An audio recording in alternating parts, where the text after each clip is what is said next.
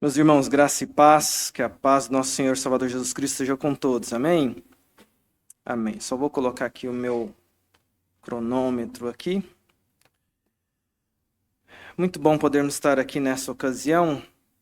Eu quero convidar você, meu querido irmão, eu sei que você esteve em pé em alguns momentos do culto, mas a gente vai fazer a leitura da palavra do Senhor e, se possível for, vocês colocarem em pé mais uma vez para a leitura do texto, que está lá em Lucas, Evangelho de Lucas, capítulo 18. O texto é um texto que vai do verso 15 ao verso 17. Eu quero pensar aqui com vocês em algumas implicações desse texto para as nossas vidas. Lucas, capítulo 18, versos de 15 a 17. Nesse texto chamado aqui negrito, né, Jesus abençoa as crianças, mas que tem muito a nos ensinar aqui sobre uma mensagem que Jesus deixa. Lucas 18, versos 15 a 17, diz assim a palavra do Senhor. Traziam-lhe também as crianças para que as tocasse, e os discípulos, vendo, os repreendiam. Jesus, porém, chamando-as para junto de si, ordenou: Deixai vir a mim os pequeninos, e não os embaraceis, porque dos tais é o reino de Deus. Em verdade vos digo, quem não receber o reino de Deus como uma criança, de maneira nenhuma entrará nele. Vamos orar? Pai, obrigado porque temos acesso à palavra do Senhor, acesso irrestrito, podemos ler a palavra do Senhor a hora que quisermos aqui no nosso país. Nós temos esse privilégio, essa oportunidade. Nós temos ainda a oportunidade de nos reunir publicamente, livremente aqui na nossa cidade, no nosso país. Temos uma denominação que chamamos de nossa, mas, ó Deus, tudo isso, bênçãos, ó Pai, que estão sobre nossas vidas, na nossa geração, e que muitas vezes nós desfrutamos, ó Deus, sem dar a devida importância. Portanto, nós queremos começar esse momento de meditação na Tua Palavra, agradecendo ao Senhor pelo privilégio que o Senhor nos dá de juntos estudarmos esse texto sagrado, de juntos podermos buscar direcionamento para as nossas vidas, de juntos, ó Deus, termos aqui um tempo de qualidade, de dedicação, de concentração, para podermos, ó Deus, olharmos para esse texto com temor e tremor. E sabemos, e o temor e tremor vem da consciência que nós temos de que sozinhos nós não conseguimos. Por mais bem treinado que um pastor seja, por mais estudioso que ele seja, e por mais habilidoso em palavras que ele possa vir a ser, ele sozinho é incapaz de produzir no coração do teu povo, ó Deus, aquilo que só teu Espírito Santo produz. Que é iluminação, que é quebrantamento, que é salvação, que é transformação de vida, santificação. E é por isso que nesse momento, ó Pai, nós oramos clamando ao Senhor: visita este lugar com a Tua presença, abençoa o Teu povo, ó Deus, com a instrução do Senhor sobre a vida do Teu povo, ó Pai. Nós não queremos confiar em homens, nem em habilidades humanas, mas queremos confiar e declarar a nossa confiança no Senhor. Portanto, ó Deus, ilumina a nossa mente, ilumina o nosso coração. Mais do que isso, nos quebranta, nos sensibiliza, nos constrange diante da Tua santa presença. Pai, a Tua presença santa não precisa de argumentos, ela sozinha produz constrangimento, quebrantamento, produz em nós, ó Deus, mudança de vida. Portanto, ó Deus, que a Tua presença se manifeste neste lugar, ó Deus, nessa igreja que é consagrada ao Senhor, que pertence ao Senhor, ó Pai, e que tem procurado viver uma vida que glorifica o Teu nome. Senhor, nos ajuda, Pai, porque a nossa mente, na nossa geração, é uma mente muitas vezes que fica vagando entre pensamentos e pensamentos, entre assuntos e assuntos, e às vezes durante uma palavra que sai na mensagem, aquela palavra é a chave para a gente pensar em outras coisas. Eu quero pedir ao Senhor, ó Pai, em nome de Jesus, traga o nosso pensamento cativo à Tua presença. E não nos deixe sair da Tua presença por absolutamente nada. O Senhor é aquele que é poderoso para repreender todas as coisas. Repreender a ação do inimigo, mas também repreender a nossa carne nessa hora. Para que, ó Deus, nossa vida por inteiro esteja derramada na presença do Senhor. Portanto, ó Deus, que o Teu Espírito Santo age em nossas vidas, nos abençoe. E a mim, pregador, ó Deus, eu quero declarar a minha total dependência do Senhor. Ai de mim, Senhor, se falar de mim mesmo. Portanto, ó Deus, eu quero anunciar a Tua graça, Tuas boas novas, o Teu reino, a tua bondade, eu quero anunciar a tua salvação, que é o motivo de estarmos aqui. Portanto, usa os meus lábios, a minha mente, o meu coração, a minha vida para a glória do Senhor. Perdoa os meus pecados, perdoa os pecados dos meus irmãos. E abençoe a tua igreja reunida aqui nessa noite. É a nossa oração que fazemos ao Senhor, em nome de Jesus. Amém. Os irmãos podem se assentar. Meus queridos, eu quero pensar com vocês aqui nessa noite, ter esse tempo nessa noite de reflexão sobre a seguinte temática para nós analisarmos aqui nessa noite. Como receber o reino de Deus como crianças? Como receber o reino de Deus como crianças? É Jesus quem, no meio de uma viagem, e eu sou muito apaixonado, vou usar essa expressão, tá? Desse trecho que Lucas narra, que vai a partir do capítulo 10 em diante, até a entrada em Jerusalém, onde Lucas vai mostrando essa viagem de Jesus saindo da Galileia, descendo em direção a Jerusalém, passando por Jericó, e histórias que Jesus vai contando ao longo dessa viagem, encontros que Jesus vai contando, parábolas que só acontecem ali, que Lucas narra para nós. E o capítulo 18 de Lucas é muito importante, porque o capítulo 18 de Lucas é intencional da parte de Lucas, porque ele possui uma chave hermenêutica muito profunda, porque se você olha o capítulo 18 de Lucas, todas as mensagens de Jesus, os encontros que Jesus vai ter ali no capítulo 18, são todos referentes a uma mesma temática, a importância da salvação. Jesus está às vésperas da cruz. Jesus está às vésperas de entrar por Jerusalém, uma série de eventos vão acontecer, e Jesus então ele vem falando, ensinando aos seus discípulos, aqueles que vão acompanhando com ele durante a viagem. Muita gente descia para Jerusalém por causa da festa da Páscoa, e Jesus vai ensinando. Capítulo 18, do versos 15 ao 17, mostra algumas coisas interessantes para nós pensarmos, antes de entrar aqui nos tópicos, que são 2 para essa noite. Como receber o reino de Deus como crianças, a gente consegue perceber algumas coisas interessantes que estão acontecendo aqui.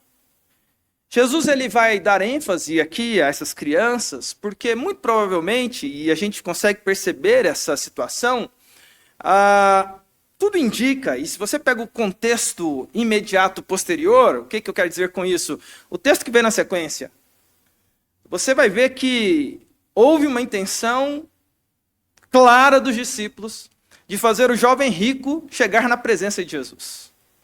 E você percebe aqui um contraponto muito interessante, como Jesus trata aquelas crianças e como Jesus trata o jovem rico. Aliás, acredita-se, muitos comentaristas acreditam que havia pelos discípulos ali talvez, e é uma tese, uma intencionalidade de dizer o seguinte: opa, a gente conhece aquele jovem rico ali, se de repente, ele está muito interessado em Jesus, se ele chegar ali em Jesus falar aquilo ali que ele está querendo ouvir, poxa, temos um patrocinador e tanto para a nossa missão.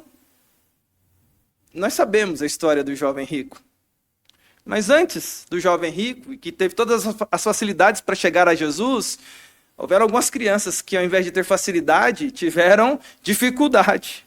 O texto começa dizendo que alguns pais levavam crianças, ou estavam levando essas crianças para que Jesus as tocasse. É importante dizer que a perspectiva cultural da época indicava que, para aquela cultura, uma família provavelmente gostaria que um rabino, um mestre, uma autoridade abençoasse uma criança. Essa provavelmente era a intenção dos pais ali, ao fazer esse trânsito de levá-las à presença de Jesus. Eles queriam que essas crianças fossem abençoadas. Mas tem mais coisa. O contexto da época, e é muito importante a gente pensar sobre isso rapidamente, antes de entrarmos nos tópicos, o contexto da época, irmãos, diferente do nosso contexto hoje, que é um contexto, como é que eu vou dizer isso de uma forma tranquila, né? O nosso contexto valoriza, às vezes, até demais as crianças, né? Quase uma idolatria das crianças hoje na nossa sociedade. Quase você não pode tocar na criança do outro, não é assim? Quase tem dificuldade para chegar nas crianças, porque existe um contexto hoje em dia.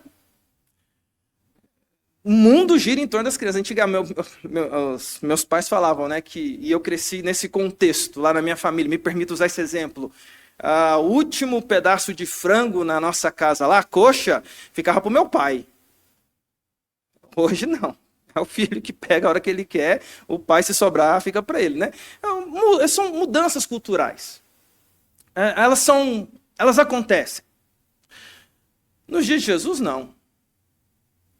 Criança, nos dias de Jesus, era colocada à margem. Porque criança, no contexto de Jesus, pelos rabinos, eles inclusive consideravam como de menor valor. Gente, isso aqui é cultural da época, tá? Eles colocavam assim a hierarquia de pessoas que para eles não tinham valor, que não agregavam. E é errado, mas eles pensavam assim. Mulheres, crianças e animais. Para eles não tinham valor nenhum. E a gente vê isso expresso na atitude dos discípulos. Tem crianças querendo vir a Jesus. Os discípulos falam assim, olha, isso aqui não está na nossa agenda, isso aqui não está no nosso planejamento, isso aqui a gente não... Isso aqui não é o que a gente... O que vai trazer para nós isso aqui? E eles começam a criar uma dificuldade para essas crianças chegarem até Jesus. Até que Jesus percebe. E Jesus percebe os corações.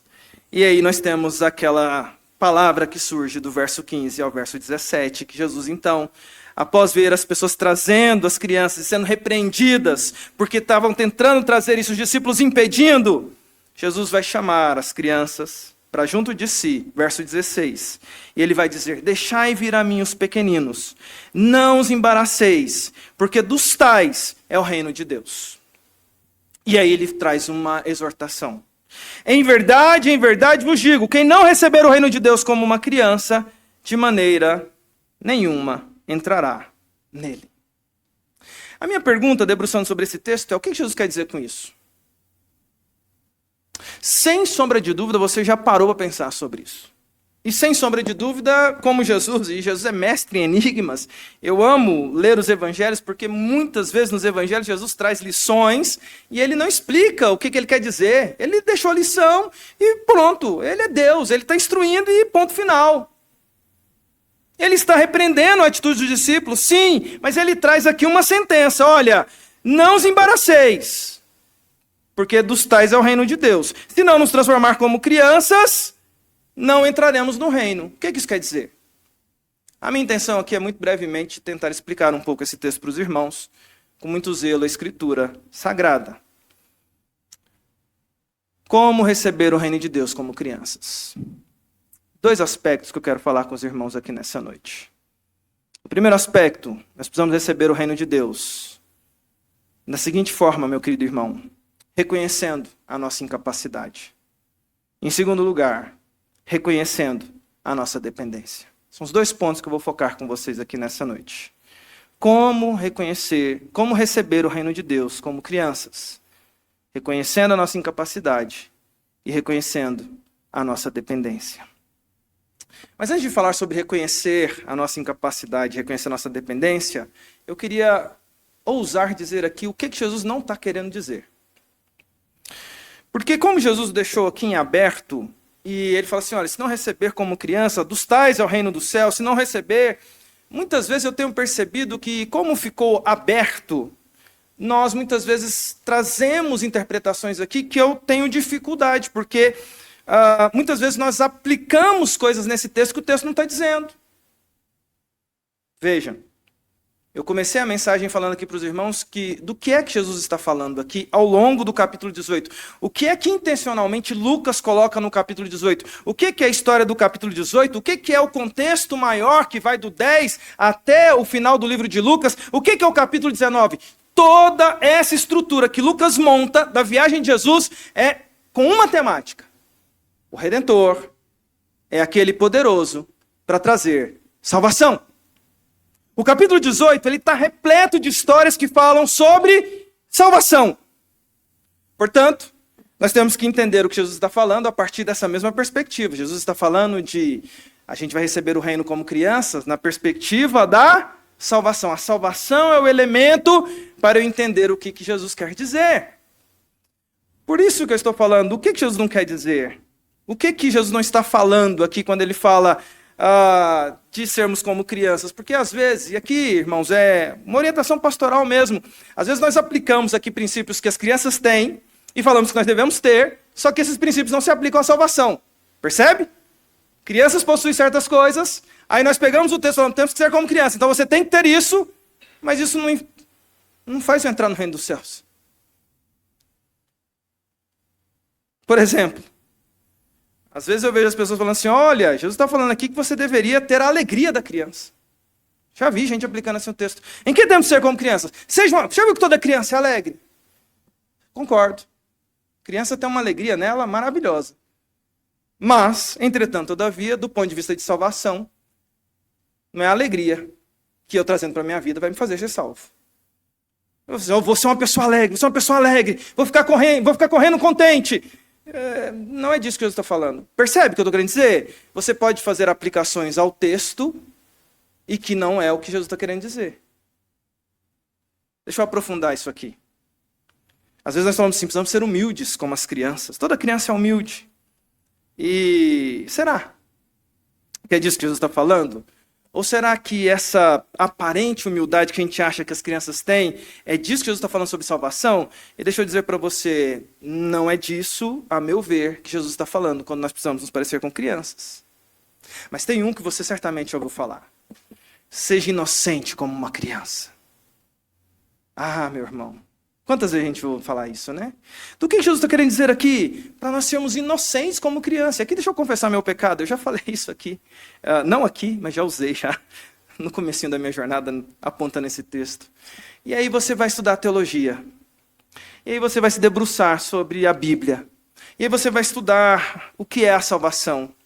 E aí você descobre que, biblicamente falando, desde o livro de Gênesis, não há um inocente. Nenhum sequer. E, portanto, você afirmar que uma criança é inocente, que você tem que ser inocente como uma criança, você está incorrendo em um erro, porque, apesar das crianças serem muito boazinhas, biblicamente falando, todos nós nascemos em pecado, condenados ao juízo eterno. Jesus não está falando sobre isso, até porque crianças não são inocentes. Diante do Deus Santo, nenhum ser humano o é. Do que é que Jesus está falando? E aí vem a boa notícia. O que Jesus está falando aqui, ele olhou para o contexto, percebeu a dificuldade que as crianças tinham de chegar até ele, e Jesus, com certeza, habilmente, olhou para aquela estrutura ali e falou assim, olha, a salvação se manifesta justamente nisso aqui que eu estou vendo, através desses discípulos atrapalhando, essas crianças virem até mim, eu vou pegar essas crianças e usá-las como referencial. E a mim, irmãos, penso eu, como nós devemos então ser ou receber o reino de Deus como criança? Em primeiro lugar, se você quiser anotar, reconheça a sua incapacidade. Pensa comigo aqui. Aliás, junto comigo, pense acerca de um ser que é incapaz. As crianças. Pense no indivíduo que é incapaz. São as crianças. Uma criança, existencialmente, é incapaz a partir do princípio que ela não consegue escolher nem seu próprio nome. Não é verdade? Que criança que escolheu o próprio nome? Quando o pai pega ali nos braços e pega e fala assim, nossa, que bonito, tem cara de Alexandre. Gente, que nome maravilhoso. Eu louvo a Deus porque eu gosto do meu nome. Deus foi bondoso, porque antes da fundação dos tempos ele já sabia que eu chamaria Alexandre, eu gosto do meu nome. Mas, irmãos, eu tenho um amigo, e eu posso usar o nome dele porque ele é um pastor, um amigo meu querido, e o nome dele, irmãos, ele se chama Uberlândio. Patrícia conhece. Meu colega de seminário. O nome dele é Uberlândio. O Natanzinho conhece também. Reverendo Uberlândio. Uberlândio, para piorar a situação dele, aí você pensa assim, Uberlândio. Nasceu aonde Uberlândio? Em Uberlândia. Não. Pai dele na Bahia. Interior da Bahia. E ele conta essa história. Estou contando aqui porque é ele que conta. Um caminhão passou. E o pai dele estava andando na rua. Como é que vai ser o nome do meu filho? Como é que vai? Já tinha um pai, tinha um monte de filho. Falei, qual que é o nome desse filho agora? Qual que é o nome desse filho agora? Passou o caminhão. Uberlândia. Aí falou, nossa, que nome bonito. Vou colocar o nome do meu filho, Uberlândio. E assim se fez. Veja, olha a incapacidade dessa criança de olhar para o pai e falar assim, não gostei. Ou de qualquer criança, de virar para o pai e falar assim, eu não quero esse nome, eu não quero esse sobrenome. Veja também uma característica da incapacidade que é muito próprio das crianças. Pense um ser incapaz. Uma criança, ela é incapaz de escolher entre ir e vir. Ela não escolhe entre ir e vir. Ela não fala assim, hoje eu estou com vontade de passear de metrô. Hoje eu estou com vontade de ir na igreja. Aliás, uma das coisas mais bonitas do batismo infantil é essa habilidade legal que está sobre os pais, porque a gente escolhe pelos filhos por causa da incompetência e da incapacidade deles de escolher por si próprios. Mas sempre que eu venho no batismo, gente, eu nunca vi uma criança ser apresentada no batismo com roupa suja, com um cabelo daquele jeito.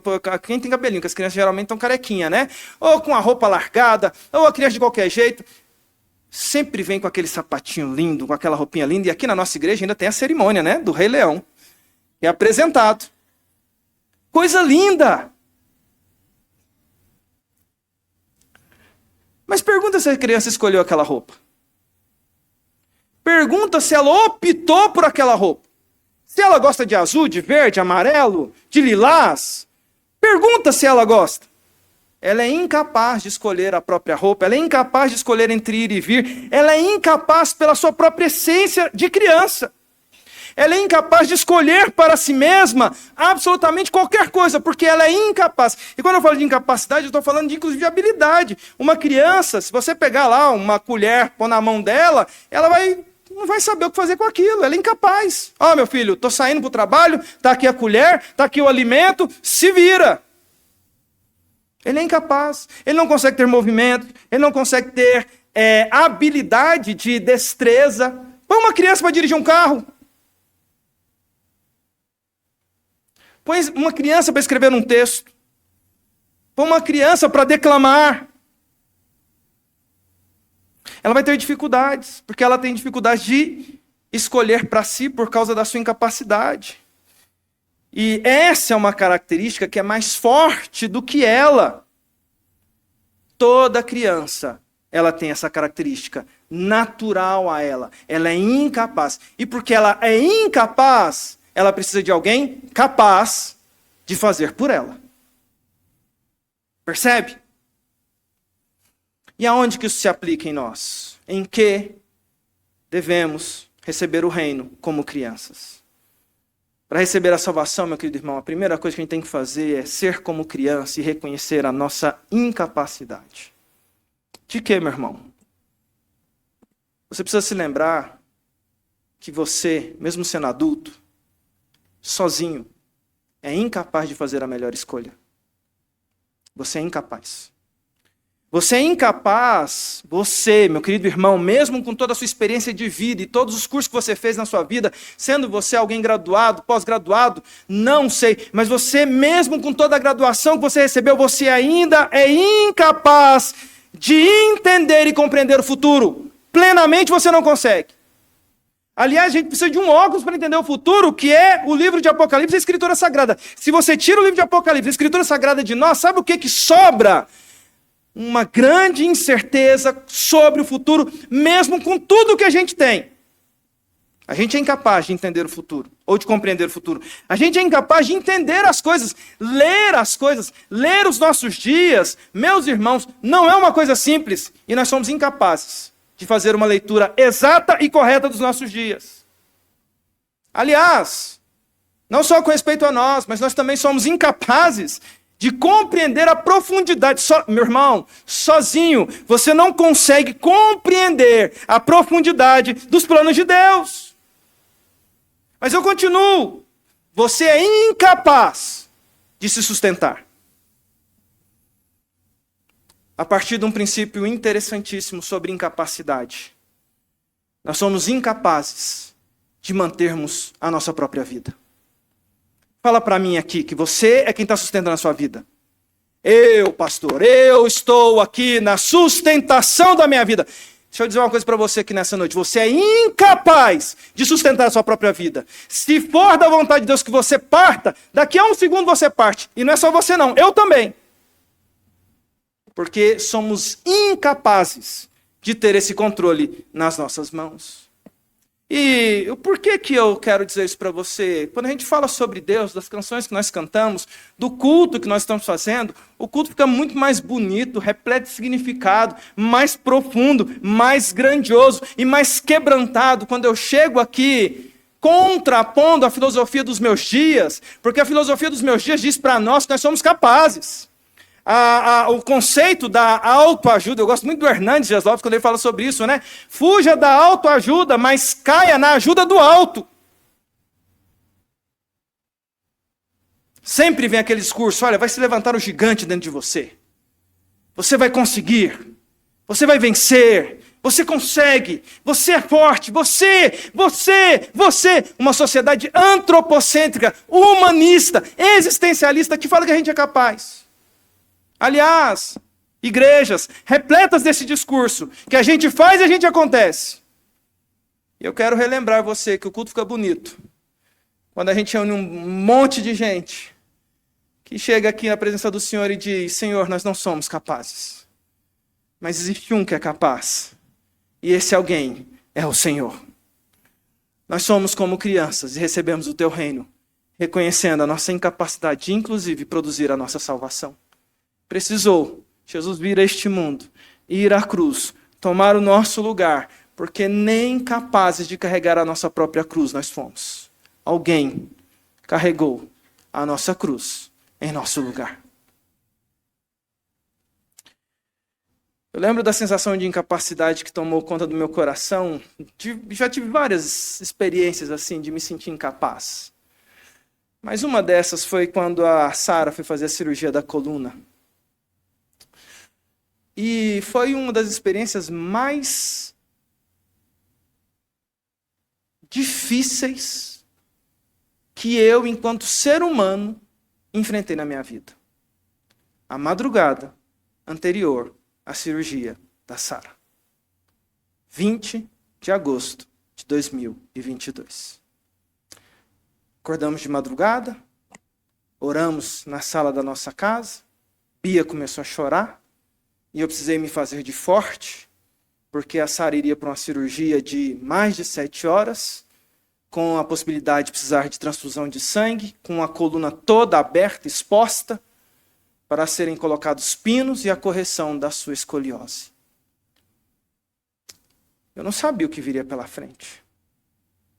E eu lembro que os meus pensamentos eram muitos, mas duas coisas ficavam muito fortes no meu coração e no coração da Patrícia. Primeiro, se eu pudesse trocar de lugar com a Sara para, no lugar dela, passar pelo que ela estava passando em 1 milésimo de segundo, eu não pensaria 2 vezes. Eu trocava de lugar com ela e eu fiquei orando, Senhor, passa para mim, passa para mim. A outra coisa era o pensamento de saber se a minha filha estava preparada. E nesse sentido, sempre, naquele dia, eu falei assim, minha filha, eu tive uma das conversas mais difíceis com a minha filha. Eu falei, minha filha, olha, você vai para uma cirurgia, anestesia geral. Você está preparada, minha filha? E não é para cirurgia, é para o que pode vir a acontecer. E ela falou assim, papai, eu estou pronta.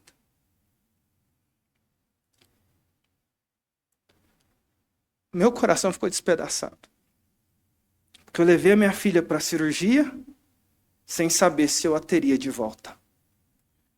Eu lembro que a Tinha, a esposa do pastor Hernandes, muito amiga minha, por conta dela trabalhar aqui no mesmo ambiente que eu trabalho, a Tinha virava para mim dias antes e falou assim, fica calmo, pastor, Sara é crente. E toda vez ela falava isso. Fica calmo, pastor, Sara é crente.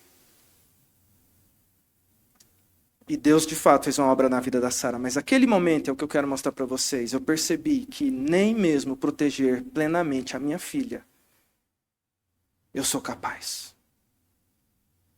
Por que nós batemos no peito e nos achamos mais do que somos, irmãos? Nós precisamos lembrar que nós não somos capazes.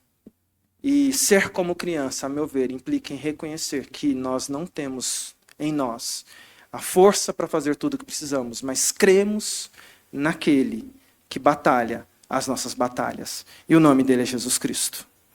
Em segundo lugar, meu querido irmão, como receber o reino de Deus como uma criança? Receba-o reconhecendo a sua dependência. Pense em um ser dependente.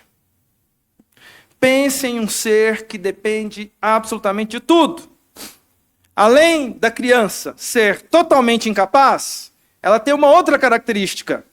Toda criança é completamente dependente. Toda criança ela vai depender de terceiros para sobreviver. Toda criança ela vai depender de terceiros para se proteger. Ela não consegue se proteger de mazelas. Ela não consegue se proteger de perigos básicos e de perigos maiores. Toda criança ela apresenta uma característica interessante no que tange a dependência, que é dependência total e absoluta. Ela depende dos pais para ter um lar, depende dos pais para comer, depende dos pais para se limpar, depende dos pais para cortar o cabelo, depende dos pais para instruí-la, para colocar na escola, para educá-la, depende dos pais. É por isso que na cerimônia do batismo infantil fala assim, ó, você, pai, vai ficar responsável de trazer seu filho até que ele faça por conta própria, porque essa é uma coisa da dependência da criança. Se você deixar ele sozinho, ele não vai fazer. Por causa da dependência total. E, a meu ver, irmãos, é sobre isso que Jesus está falando. Como é que eu recebo o reino? Como é que eu vou receber como uma criança? Eu preciso lembrar a minha dependência de Jesus. Eu dependo de Jesus e do seu reino, porque eu sou dependente dele para ter provisão, eu sou dependente dele para ter direcionamento, eu sou dependente de Deus para ter inteligência, eu sou dependente de Deus para ter sabedoria. Aliás, a Bíblia ensina a gente a orar pedindo sabedoria, e Deus diz que se alguém pedir, Ele vai dar. Nós dependemos de Deus para receber graça. Você não produz graça. É Deus que produz graça para você. E nós somos dependentes. Aliás, nós somos dependentes de bênção. Eu amo essa expressão bênção. Porque eu cresci num ambiente do interior em que bênção sempre é aquela coisa da família, que você chegava para falar com a família, e você chegava e falava assim, benção tio, benção tia, e vai. Lá em Goiás é só benção, tá? A gente cortava o ó. E aí a minha resposta dos tios e dos avós era, bençoe. E eu cresci com aquele negócio, porque já era o hábito da família, bençoe. O que é bençoe, gente? Mais velho eu fui entender que bençoe era uma abreviação que os goianos fazem, mineiro também, de Deus te abençoe. É porque, vai resumir, né? Abençoe. Porque tanto filho, naquela época era tanto filho, tanto neto pedindo bênção que ficou benção, abençoe. Mas eu lembro que eu falei, gente, o que é esse benção? O que é esse abençoe? Por que eu tenho que fazer isso? Mas ao crescer eu percebi uma coisa bonita do princípio. O princípio é, me abençoe. E aí o patriarca, os tios da família se dirigem a você e diz, Deus te abençoe. Eu pedi bênção inúmeras vezes. E nunca um tio meu virou para mim e falou assim, meu filho, deixa comigo, eu te abençoo. Está abençoado? Nunca. Aliás, nem se eu fizer assim, ó, eu me abençoo agora essa semana. Sabe o que isso vai acontecer? Nada. Ouse se abençoar, tente se abençoar, se abençoe. Aliás, eu tenho dificuldade teológica quando alguém fala assim, naquela música, né? Ele fala assim, eu te abençoo, meu irmão. Eu troco as palavrinhas e digo, Deus te abençoe, meu irmão. Eu não sou capaz de abençoar ninguém.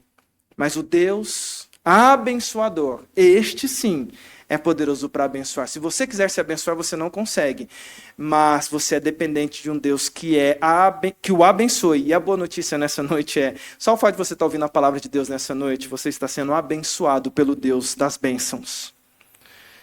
Você é dependente de graça, você é dependente da bênção, você é dependente da palavra de Deus. Você é dependente de iluminação, porque se você for ler a Bíblia por você mesmo, sem a ação do Espírito Santo, sabe o que você vai entender da Bíblia? Nada. Então você depende de iluminação. Você depende de fé, e a Bíblia diz que Deus é que concedeu fé a nós, não fomos nós que produzimos fé. A fé é dom de Deus. E Ele deu, como Ele deu dons. O dom que você tem, querido irmão, e o dom que eu tenho de estar pregando, não fui eu que produzi. Foi Deus que me deu. A habilidade que você tem musical, a habilidade que você tem profissional, você é um bom advogado, você é um bom professor, você é um bom médico, você é um bom estrategista, você é um bom engenheiro. Meu querido irmão, a inteligência, a habilidade que você tem para escrever, para falar, para agir, você não produziu, Deus te deu.